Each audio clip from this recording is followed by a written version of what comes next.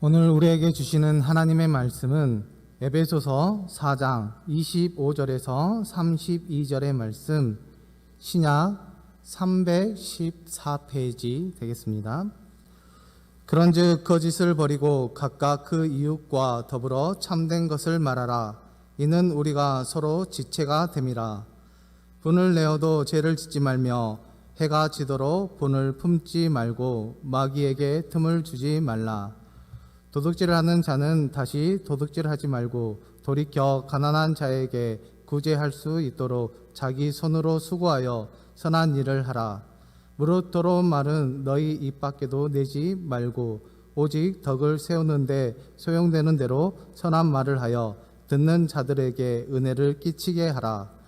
하나님의 성령을 근심하게 하지 말라. 그 안에서 너희가 구원의 날까지 인치심을 받았느니라.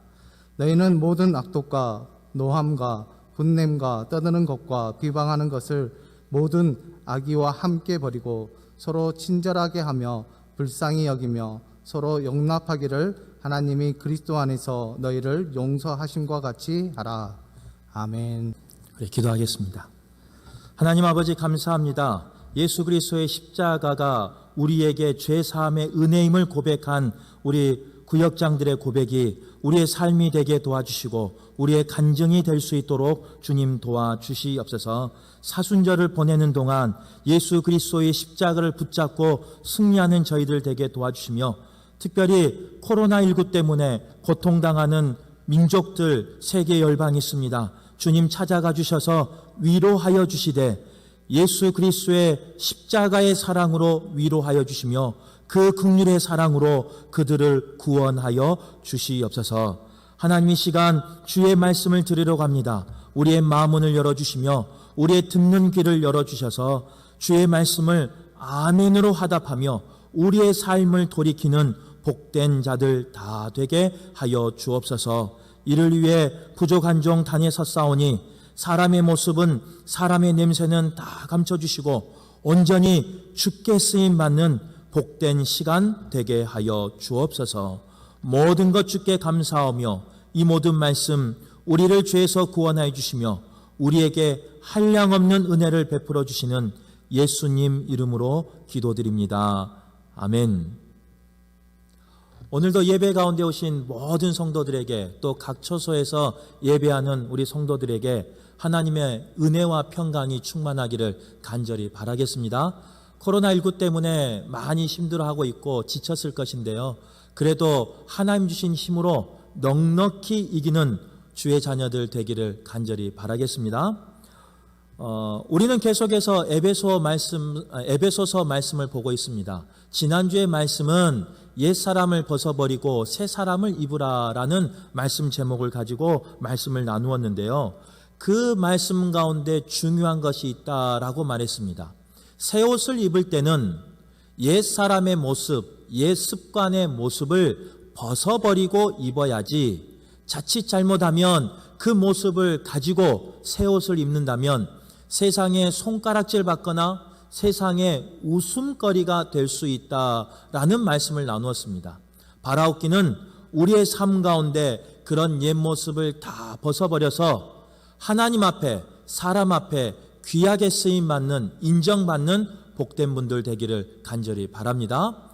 오늘은 이어서 에베소서 4장 25절부터 말씀을 볼 건데요, 4장 25절부터 6장 20절까지의 말씀을 보면 그 새 사람을 입어야 할 사람들이, 입은 사람들이 어떤 관계를 가져야 하는가 7 부류에 대해서 이야기하고 있는 것을 볼 수 있습니다. 첫 번째로는 이웃과의 관계에서 우리는 어떻게 살아야 하는가, 그리고 개인과의 관계에서 우리는 어떠한 삶을 살아야 하는가, 그리고 더 나아가서 하나님과의 관계에서 우리는 어떤 모습을 가지고 살아야 하는가, 그리고 부부와의 관계에서, 부자와의 관계에서, 상하와의 관계에서, 끝으로 마귀와의 관계에서는 새 사람을 입은 우리는 어떠한 삶을 살아야 하는가에 대해서 에베소서는 기록하고 있는 걸 볼 수 있습니다. 오늘은 그 첫 번째로 4장 25절에서 32절 말씀에 보면요, 이웃과의 관계 속에서 우리는 어떠한 모습으로 그들과 관계하며 어떻게 살아야 하는가를 이야기하고 있습니다. 바라옵기는 오늘 말씀 속에서 하나님의 음성을 듣기를 바라고 그 음성을 듣고 내 삶을 결단하여 이웃과의 관계가 회복되며 이웃과의 관계 속에서 새 사람을 입은 모습을 나타내시는 축복의 사람들 되기를 간절히 바라겠습니다. 그렇다면 과연 우리는 새 사람을 입은 우리는 이웃과의 어떠한 삶을 살아야 하는가? 그 첫 번째는요, 언어의 습관을 거룩하게 바꾸어야 한다. 이렇게 말하고 있는 걸 볼 수 있습니다. 오늘 본문에 보면요, 말에 대하여 조심해야 될 것을 권면하고 있습니다. 그래서 25절 말씀에는 거짓말을 버리라 라고 말하고 있고요, 29절 말씀에는 더러운 말들을 입 밖에 내지 말라라고 이야기하고 있는 것을 볼 수 있습니다. 거짓말은 사실이 아닌 것을 사실인 것처럼 꾸며대어 하는 말이 거짓말입니다. 우리가 너무나 잘 알고 있어요. 거짓말이 무엇인지. 그래서 자녀들에게 말할 때든지 아니면 다른 사람들에게 계약할 때도요, 우리는 거짓말하지 않기를 바라고 또 그런 선한 사람 되기를 바라는 마음으로 우리가 권면할 때가 있습니다. 또한 29절에 나와 있는 더러운 말은 헬라어로 썩은 과일 열매라는 뜻을 가지고 있습니다. 열매가 썩지 않았을 때는요, 향긋한 향을 냅니다. 먹음직스럽고 보암직스럽습니다. 그 냄새도 참 좋습니다. 그런데 여기서 더러운 말을 말하는 썩은 열매 과일 냄새는 어떤 냄새냐? 썩어 있는 냄새예요. 비유상하는 냄새예요. 즉, 이 더러운 말은 사람의 마음이 썩었을 때 그 썩은 사람 가운데 입에서 나오는 말들을 이야기합니다. 욕이나 남에게 상처 주는 말이 이 더러운 말 가운데 속해요. 또 아픔을 주거나 남을 이간하는 말, 남을 헐뜯는 말, 더 나아가서 음담 패설 같은 말들이 이러한 더러운 말에 속합니다. 성경은 분명히 이야기하고 있습니다. 우리의 거짓된 말과 남을 속이는 거짓된 말과 남의 마음을 아프게 하거나 남의 마음을 상처내는 그런 더러운 말들을 내 입에서 버리라 라고 분명히 말씀하고 있습니다. 그런데 우리 성도님들은 하나님 말씀대로 살기가 쉽던가요? 알기는 아는데 그대로 살기는 참 어렵습니다. 거짓말과 더러운 말을 하지 않아야 한다는 것을 알면서도 우리의 삶은 그 삶을 버리기가 참 어렵습니다. 하나님은 성경에서 뭐라고 말씀하시냐면 이 거짓말과 더러운 말을 매우 중한 죄라 이렇게 이야기하고 있는 걸 볼 수 있습니다. 사도행전 5장 말씀에 보면요, 초대교회 이야기가 나옵니다. 초대교회는 내 것 너 것 나누지 아니하고 유무상통하면서 서로 도우며 서로 함께 신앙생활했던 시대가 초대교회 신앙생활입니다. 그런데 사도행전 5장에 보면요, 아나니아와 삽비라라는 그런 주인공이 나와요. 이야기가 나와요. 우리가 잘 알고 있는 이야기지만 이 아나니아와 삽비라는 초대교회의 훌륭한 교회의 일원이었습니다. 아마 교회에서 책임을 지고 있는 또 봉사를 하고 있는 또 사역을 하고 있는 그런 사람이었을 겁니다. 그런데 우리가 잘 알고 있는 대로 이 아나니와 삽비라는 어느 날 갑자기 한 날 죽음을 당하게 된다는 거예요. 그런데 그 죽임을 당한 이유가 다른 이유가 아니에요. 사실이 아닌 것을 사실처럼 말하는 거짓 때문에 그들은 죽임을 당합니다. 하나님은 그 거짓말하는 그들을 심판하십니다. 그래서 거짓말의 결과는 죽음이었다는 것을 우리는 사도행전 5장을 통해서 알 수 있습니다. 요즘 문제가 되고 있는 어떤 종교가 있어요. 그 종교에서는요, 어떤 집단에서는요, 모략전도라는 단어를 쓰면서 표현을 쓰면서 거짓말하는 것을 합당하다라고 이야기하는 것을 볼 수 있습니다. 더 나아가서 거짓말을 해서 죽어가는 영혼들을 구해라 하면서 교회에 파송하여 교회 추수꾼 역할을 하는 그런 종교단체가 있어요. 거짓말이 영혼을 살리고 자신들을 구원의 길로 인도한다라고 말하면서 거짓말을 당연하게 부추기는 그런 종교가 있습니다. 그런데 정말 그들이 지금 한번 봐보세요. 구원의 길을 가고 있습니까? 아니에요. 하나님은 거짓말을, 더러운 말을 싫어하십니다. 그리고 하나님은 거짓말한 자와 더러운 말한 자를 분명히 심판하십니다. 바라옵기는 여기 계시는 또 예배하는 모든 분들이 거짓말과 더러운 말을 내 입 가운데, 내 마음 가운데, 내 생각 가운데, 내 삶 가운데 버리셔서 하나님 앞에 심판받는 일이 없기를 간절히 바라겠습니다. 거짓말의 특징은 뭐냐? 서로의 신뢰를 깨어버린다는 거예요. 그래서 하나 된 공동체를 분열시키고요. 또 다투게 하고 서로 불신하게 한다는 거예요. 거짓말은 서로의 말을 믿지 않기 때문에 서로 의심하고 서로 미워하다가 결국 서로 죽이게 된다는 거예요. 우리의 삶이, 지금 살았던 삶이 과연 성령님 안에서 어떠한 삶을 살았는가, 아니면 세상의 말을 하면서 살았는가 점검해 보시기를 간절히 바라겠습니다. 사단의 말을 하면서 살았던 한 주간인지, 아니면 성령님이 좋아하시는 말을 하며 살았던 한 주간인지, 우리의 말의 습관을 점검하시는 귀한 분들 되기를 간절히 바라겠습니다. 코로나19도 마찬가지예요. 말씀을 준비하는데 특별히 이 말씀 가운데 찔림이 많이 있었습니다. 희망과 소망의 말을 해야 하는데 때로는 현실 때문에 낙심의 말, 불안의 말을 했던 적이 저는 있어요. 또 선의의 거짓말이라고 하면서 거짓말을 했던 적도 있습니다. 이 말씀을 제가 지키기 때문에 전하는 것이 아니라 부족하지만 전할 수 없는 자지만 하나님의 말씀이기에 전하는 거예요. 바라옵기는 이 말씀을 듣는 우리가, 저를 포함한 모두가 하나님 앞에서 거짓된 말과 더러운 말을 다 버릴 수 있는 귀한 분들 되기를 간절히 바랍니다. 민수기 14장 28절에 보면요, 분명히 이야기하고 있습니다. 하나님은 하나님의 귀에 들린 대로 그대로 행하신다라고 말씀하고 있어요. 코로나19가 우리를 힘들게 하는 게 사실입니다. 어려운 게 사실입니다. 힘든 게 사실입니다.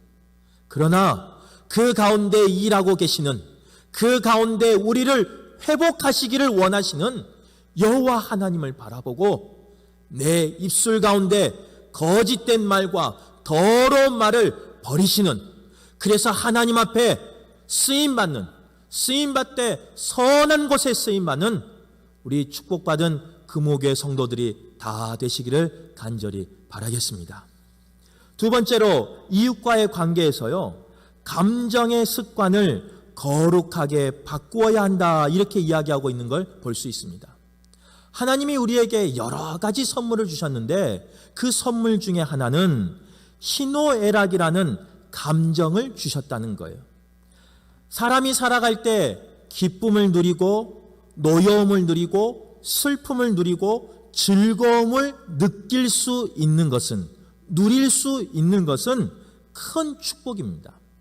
그래서 기뻐할 때 기뻐하고 노여워할 때 노여워하고 슬퍼할 때 슬퍼하고 즐거워할 때 즐거워할 수 있는 것은 우리 사람에게 준 큰 축복 중에 한 가지입니다.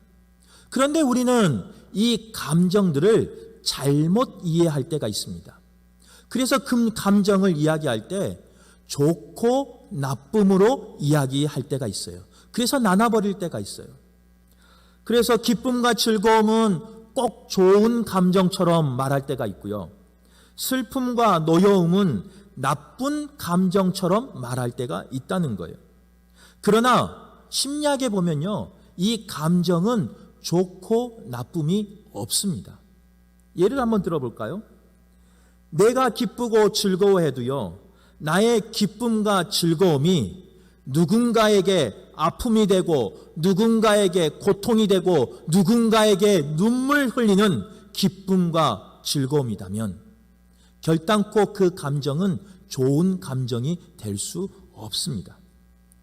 내가 어떤 잘못에 대하여 노여워하고 누군가의 슬픔에 대하여 함께 슬퍼함으로 인해서 누군가 억울함에서 구원받거나 누군가 함께 울어줌으로 슬퍼해줌으로 위로받는다면 나의 노함과 나의 슬픔 또한 나쁜 감정이 아니라는 거예요. 그렇기 때문에 감정 자체는 좋고 나쁨이 없습니다. 그 감정을 누가 어떤 때에 무엇을 위해서 어떻게 표현하냐에 따라서 감정이 좋게 나타날 수도 있고 나쁘게 나타날 수도 있다는 거예요. 그래서 오늘 본문 26절을 읽어보면요, 성경은 분내는 것이 나쁘다, 분을 내지 마라 라고 말씀하지 않아요. 오늘 본문만 봐서는요, 분을 내어도 죄를 짓지 말고 이렇게 말하고 있는 걸 볼 수 있습니다.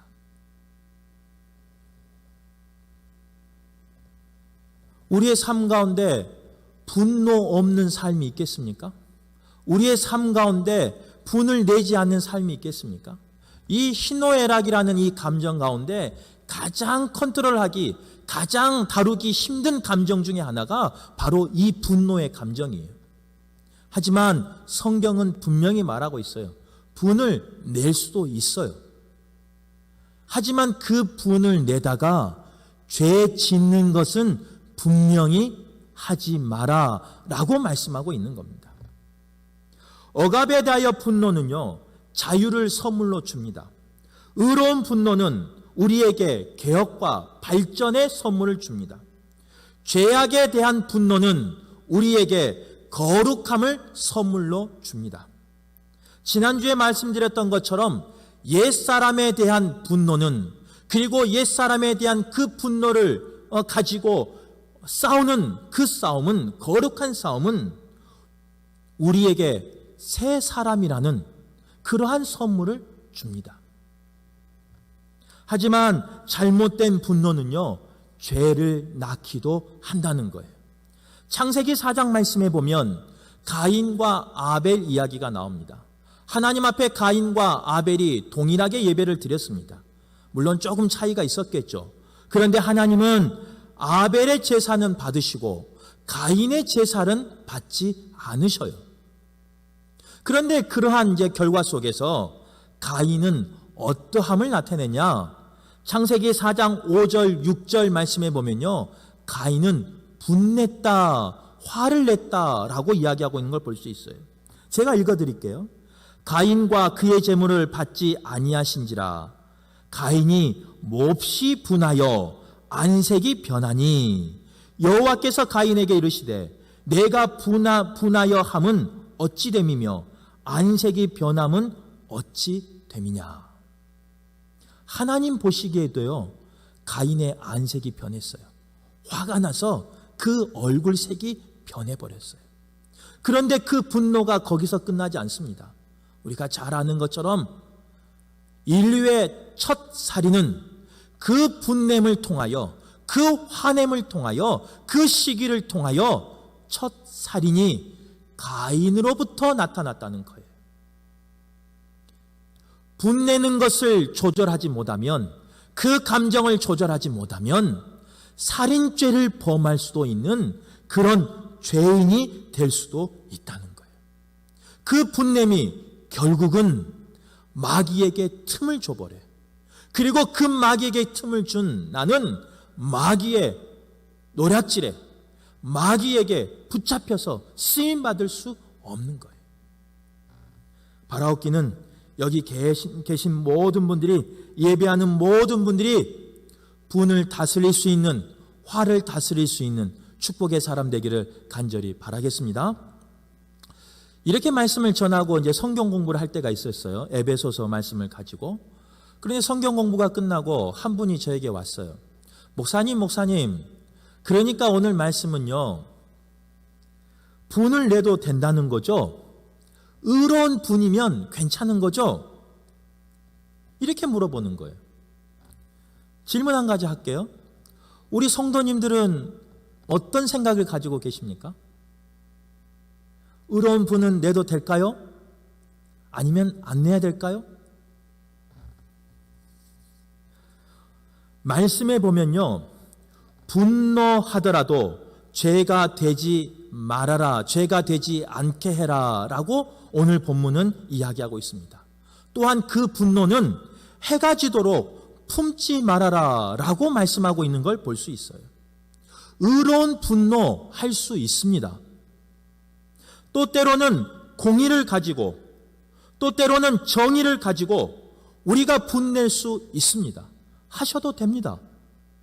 그런데 그 분노가 죄를 짓게 해서는 안 된다는 거예요. 그 분노가 하루를 넘겨서는 안 된다는 거예요.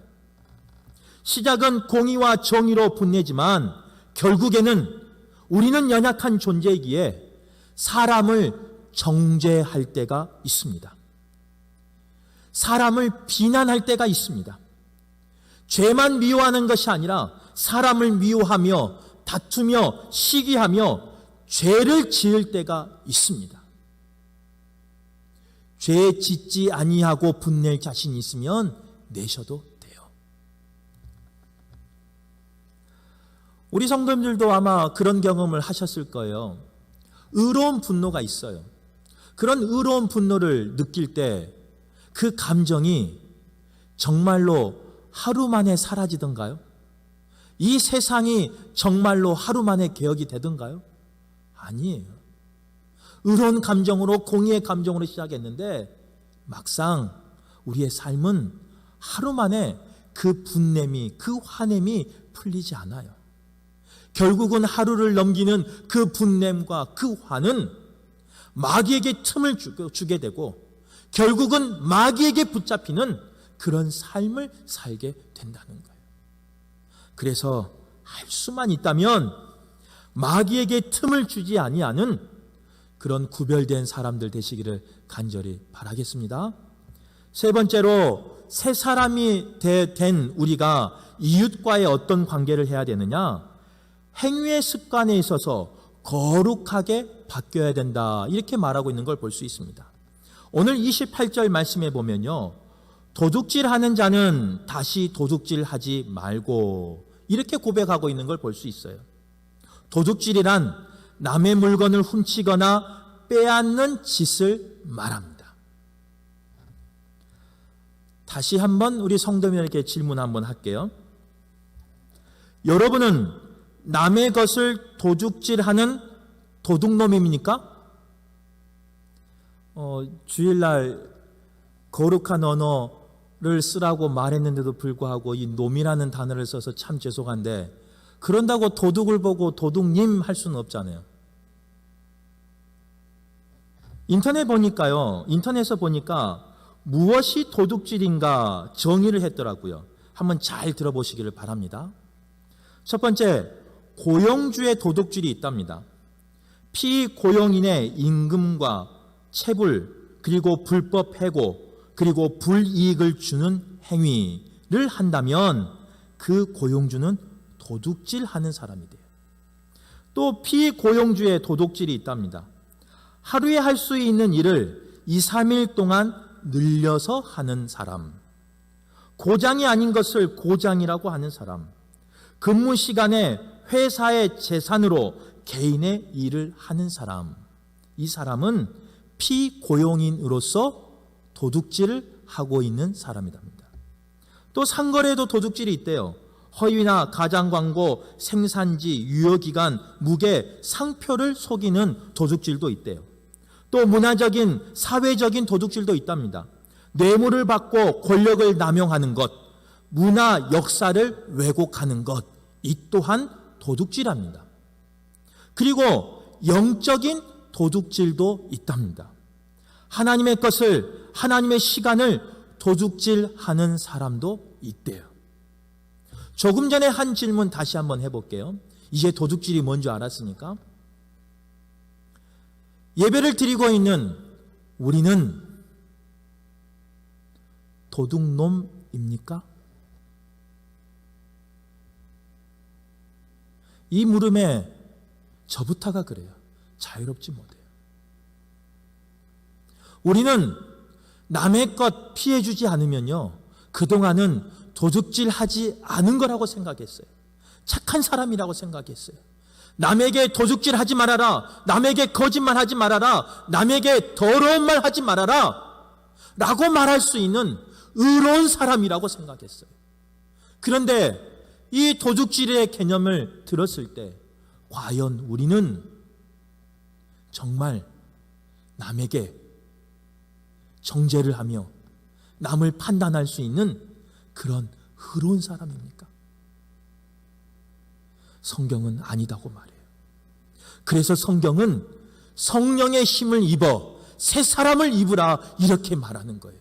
나의 힘으로 새 사람을 입는 게 아니에요. 나의 힘으로 의로운 길을 가는 게 아니에요.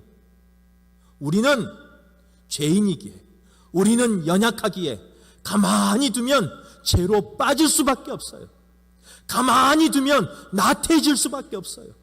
가만히 두면 더욱 약해질 수밖에 없어요. 그러기에 오늘 말씀은 성령의 힘을 입어 새 사람을 입으라 권면하고 있는 거예요. 우리는 사순절을 보내고 있습니다. 이 사순절 기간 동안 나의 힘이 아니라 예수 그리스도의 십자가의 힘으로, 성령의 힘으로 옛사람을 벗어버리고 옛 습관을 벗어버리고 새 사람을 입는 축복의 사람 되기를 간절히 바라겠습니다. 말씀을 정리하겠습니다.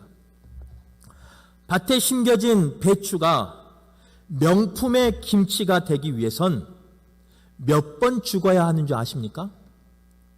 무려 5번을 죽어야 된대요.